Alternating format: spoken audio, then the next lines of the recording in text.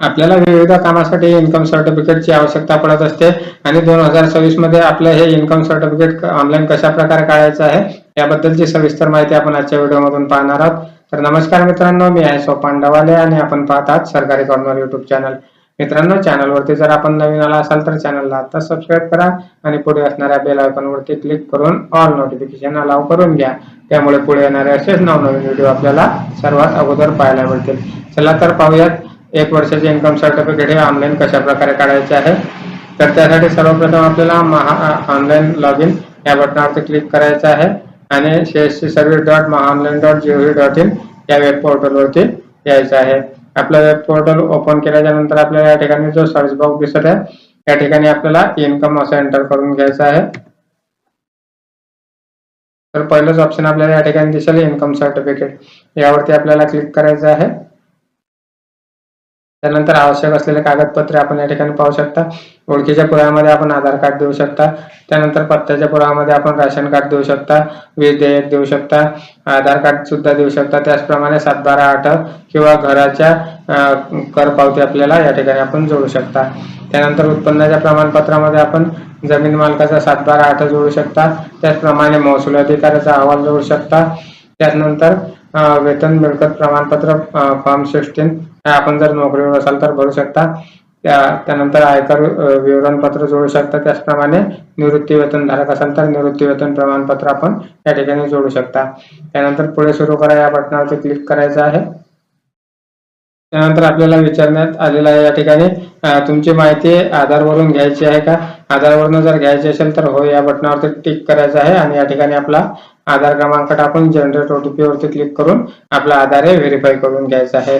आपल्याला जर आधारवरून नसेल घ्यायचं आहे तर नाही या बटनावरती टिक करायचं आहे आणि सरळ खाली यायचं आहे। त्यानंतर या ठिकाणी आपल्याला किती वर्षाचं इन्कम पाहिजे, इन्कम सर्टिफिकेट पाहिजे तर आपण 1 वर्षाचं करतोय। त्यानंतर या ठिकाणी आपल्याला अर्जदाराचं संपूर्ण नाव इंग्लिशमध्ये टाकून घ्यायचं आहे।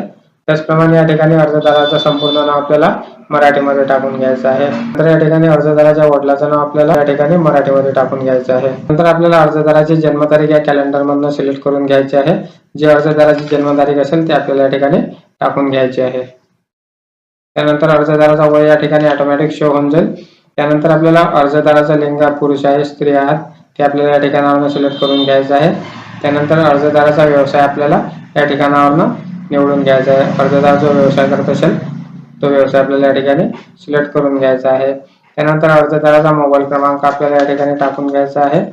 त्यानंतर अर्जदाराचं आवश्यक उत्पन्न प्रमाणपत्र प्रकार आपल्याला या ठिकाणी सिलेक्ट करून घ्यायचा आहे। कौटुंबिक उत्पन्नाचं प्रमाणपत्र आपल्याला पाहिजे त्यामुळे आपण कौटुंबिक उत्पन्न प्रमाणपत्रावरती सिलेक्ट केलेलं आहे। त्यानंतर अर्जदाराच्या निवासाचा तपशील म्हणजेच अर्जदाराचा पत्ता आपल्याला या ठिकाणी टाकून घ्यायचा आहे। जो आपला गाव असेल वार्ड असेल ते या ठिकाणी टाकून घ्यायचं आहे। त्यानंतर या ठिकाणावरून आपला जो जिल्हा असेल तो जिल्हा सिलेक्ट करून घ्यायचा आहे।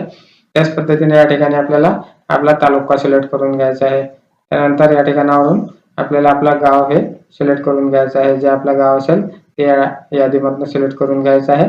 त्यानंतर आपला जो पिन कोड असेल आपल्या तालुक्याचा तो या ठिकाणी आपल्याला टाकून घ्यायचा आहे। त्यानंतर अर्जदार कोणाचा हा उत्पन्नाचा दाखला काढत आहे तर अर्जदार हा आपल्या मुलाचा काढत आहे त्यामुळे आपण या ठिकाणी मुलगा सिलेक्ट करून घेतलेला आहे। त्यानंतर या ठिकाणी आपल्याला लाभार्थीचं नाव म्हणजेच मुलाचं नाव आपल्याला या ठिकाणी आधार कार्ड प्रमाणे टाकून घ्यायचं आहे। त्यानंतर अर्जदाराला शेतीपासून मिळणाऱ्या उत्पन्नाचे विवरण आपल्याला या ठिकाणी टाकून द्यायचं आहे। खातेदाराचं नाव म्हणजेच अर्जदार असेल। त्यानंतर शेतीचे एकूण क्षेत्र किती आहे ते एकूण क्षेत्र आपल्याला या ठिकाणी टाकून घ्यायचं आहे। आर मध्ये आहे आपलं क्षेत्र, एकर मध्ये आहे की हेक्टर मध्ये आहे ते या ठिकाणी सिलेक्ट करून घ्यायचं आहे। त्यानंतर आपल्या शेतामध्ये कुठलं उत्पन्न घेतलेलं आहे आपण लास्टचं ते उत्पन्न या ठिकाणी टाकून घ्यायचं आहे।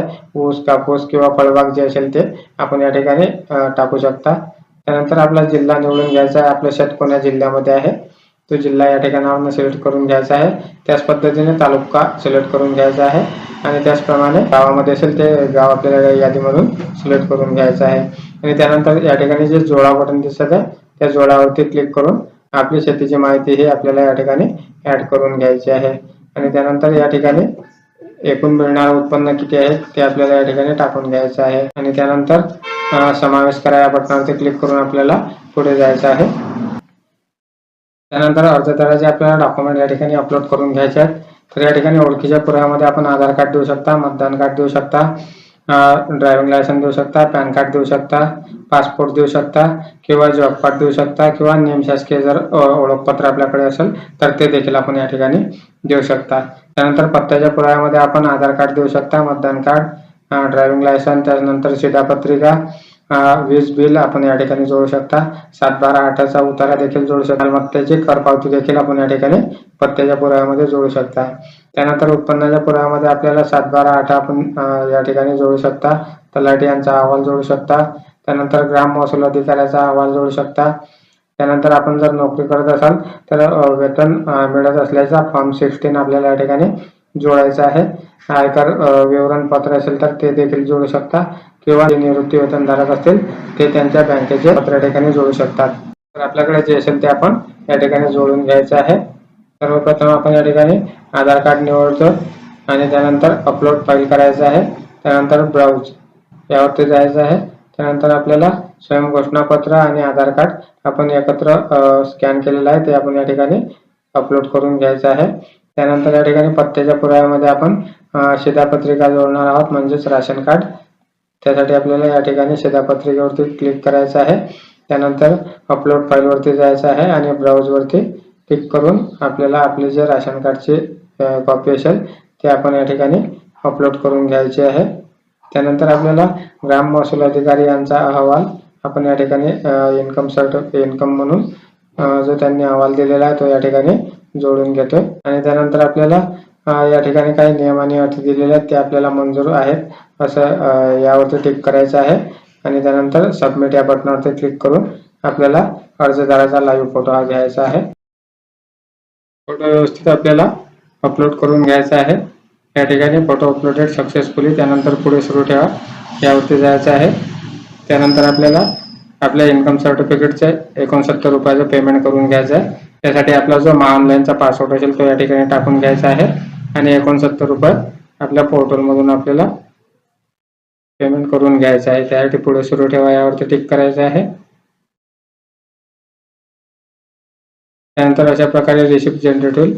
रिसिप्ट आपल्याला सेव्ह करून घ्यायची आहे किंवा याची प्रिंट काढून घ्यायची आहे. त्यानंतर आपल्याला 3 ते 4 दिवसामध्ये आपले हे इन्कम सर्टिफिकेट आपल्याला याच पोर्टलवरून काढता येईल. तर संपूर्ण व्हिडिओ पाहिल्याबद्दल धन्यवाद मित्रांनो. व्हिडिओ जर आवडला असेल तर व्हिडिओला लाईक करा, चॅनलला सबस्क्राईब करा. तेव्हा पुन्हा भेटूया अशाच एका नवीन व्हिडिओ सोबत. तोपर्यंत जय हिंद, जय महाराष्ट्र.